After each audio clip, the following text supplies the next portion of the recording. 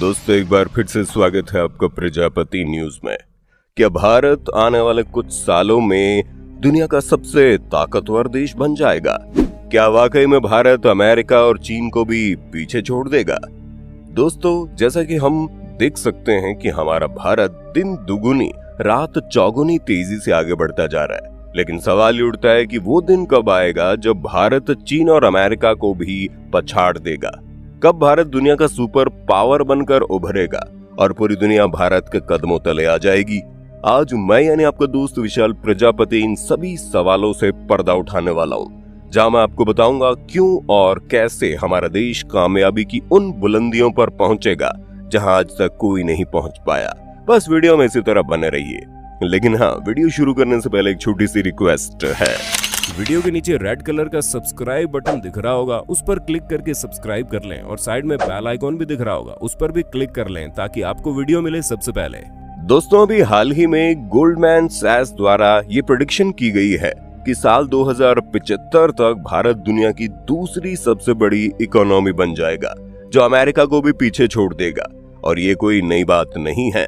दुनिया के बड़े बड़े पावरफुल लोग ये बात खुलेआम स्वीकार कर रहे हैं कि आने वाले समय में भारत सुपर पावर बनने वाला है। जैसे कि वॉरेन बफेट का कहना है कि भारत दुनिया की सबसे एक्साइटिंग कंट्री है, तो वहीं बिल गेट्स कहते हैं कि भारत सोए हुए शेर की तरह जो अगर जाग गया तो पूरी दुनिया को खा जाएगा। और अगर हम इस वक्त के सबसे पावरफुल बंदे यानी कि एलन मस्क की बात करें तो उनका खुद ये कहना है कि भारत दुनिया का भविष्य है। और इन सभी की बात कहीं ना कहीं सच है, क्योंकि भारत के पास सुपर पावर बनने का पूरा पोटेंशियल है। अब कई लोग सोचेंगे ये सुपर पावर क्या होता है? तो दोस्तों, सुपर पावर उस देश को कहा जाता है जिसके पास पूरी दुनिया को इन्फ्लुएंस करने की ताकत होती है। जैसे कि इस वक्त अमेरिका दुनिया की सुपर पावर है, लेकिन चीन अमेरिका से ये टाइटल लेने के लिए जी जान लगा रहा है। चीन चाहता है कि वो अपनी इकोनॉमिक पावर के बल पर सुपर पावर बनकर पूरी दुनिया पर राज करे, लेकिन चीन का सबसे बड़ा डर भारत है, क्योंकि वो जानता है अगर कोई उसे टक्कर दे सकता है तो वो है भारत। एक तरफ जहां हमारे देश की इकोनॉमी तेजी से बढ़ती जा रही है, वहीं दूसरी तरफ हमारे पास वो तमाम रिसोर्सेज हैं जो एक देश को सुपर पावर बनाने के लिए चाहिए होते हैं। फिर चाहे वो टेक्नोलॉजी हो या फिर डिफेंस फोर्स, हर एक चीज में भारत अपने आप को मजबूत बनाता चला जा रहा है। बाकी भारत की जो सबसे बड़ी ताकत है वो है यहाँ की जनसंख्या, जो भले ही दुनिया में सबसे ज्यादा है, लेकिन भारत में नौजवानों की कोई कमी नहीं है। भारत के ज्यादातर लोग 18 से 35 साल के बीच में हैं। इसी वजह से हमारा भारत एक युवा देश है, जिसमें रहने वाले लोग नई नई चीजों को सीखने और करने के लिए हमेशा तैयार रहते हैं। भारत में रहने वाले 1 बिलियन से ज्यादा लोग एजुकेटेड हैं और कॉलेज डिग्री लेने वाले लोगों की संख्या भी बढ़ती जा रही है। ऐसे में आने वाले समय में लोगों की यही शिक्षा भारत को सुपर पावर बनाने में बड़ी मदद करेगी।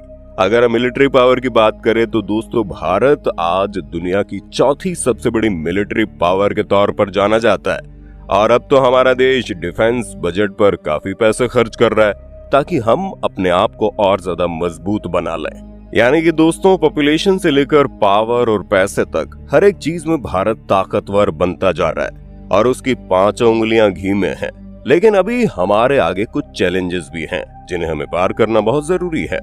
वैसे तो हमारा देश अनेकता में एकता का प्रतीक है, हमारे यहाँ डाइवर्सिफिकेशन भी बहुत ज्यादा है, लेकिन ये कई बार मुश्किल भी खड़ी कर देता है, क्योंकि अलग अलग राज्यों में अलग अलग बोली जाने वाली भाषाओं और वहाँ के कल्चर के कारण भारत वो यूनिटी नहीं दिखा पाता जो सुपर पावर कंट्री को चाहिए।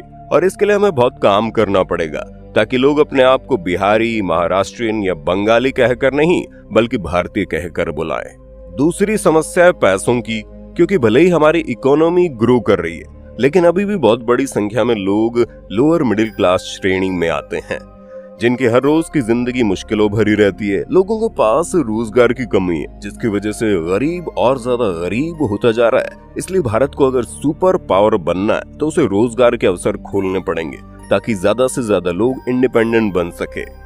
तीसरी समस्या की बात करें तो वो है पॉलिटिकल अनस्टेबिलिटी।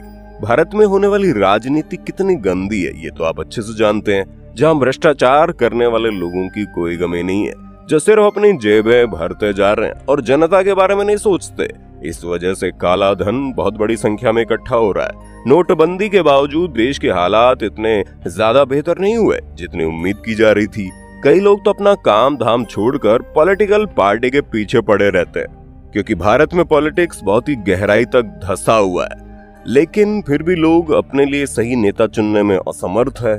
कभी कोई जाति के आधार पर अपना पॉलिटिकल लीडर चुनता है तो कहीं पर लोग नेताओं के अंधे भक्त बनकर उनको वोट डालने पहुंच जाते हैं। जब तक भारत में पॉलिटिकल अनस्टेबिलिटी चलती रहेगी तब तक भारत उस मुकाम तक नहीं पहुंच पाएगा जिसका सपना देखकर स्वतंत्रता सेनानियों ने देश को आजाद करने के लिए अपनी जानें दी थी।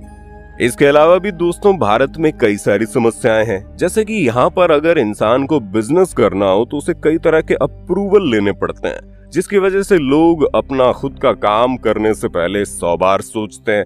जबकि चीन और अमेरिका जैसे देशों में लोग बड़े आराम से अपना बिजनेस स्टार्ट करते हैं।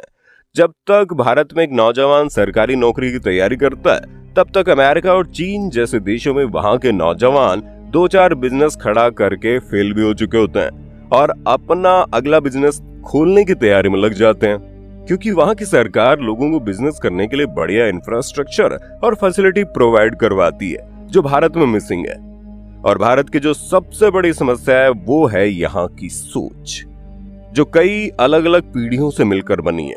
कई लोग नई सोच को बढ़ावा देते हैं, लोगों को खुलकर जिंदगी जीने में मदद करते हैं, तो वहीं दूसरी तरफ रूरल एरिया में लोग अभी भी अपनी सोच के साथ बंधे हुए हैं, जहां बाल विवाह से लेकर कन्या हत्या जैसी चीजें बिल्कुल आम है। भले ही वो चोरी चुपके होती हैं, लेकिन अभी भी देश में इस तरह की हरकतें हो रही है। और जब तक ये सब कुछ ठीक नहीं होगा तब तक भारत चाहे जितना भी पैसों से मजबूत क्यों ना हो जाए, वो सुपर पावर नहीं बन पाएगा, क्योंकि हमारी कमजोरी को देखकर हमारे दुश्मन हमें हरा देंगे। ठीक वैसे जैसे अंग्रेज आए थे और उन्होंने हमारी कमजोरी पकड़ के हमारे ऊपर 200 सालों तक राज किया। बाकी आपका इन सब के बारे में क्या कहना है कमेंट में बताइए, और इसी तरह की वीडियोस को देखते रहने के लिए हमारे चैनल प्रजापति न्यूज को लाइक शेयर सब्सक्राइब जरूर करें। और हाँ, हम फिर मिलेंगे नए वीडियो में, तब तक के लिए जय हिंद जय भारत। दोस्तों आपकी स्क्रीन पे 2 और वीडियोस दिख रही हैं, जिसे देखने के लिए आप इस स्क्रीन पर क्लिक करें। दोनों देखिएगा, बहुत अच्छी वीडियो बनी है।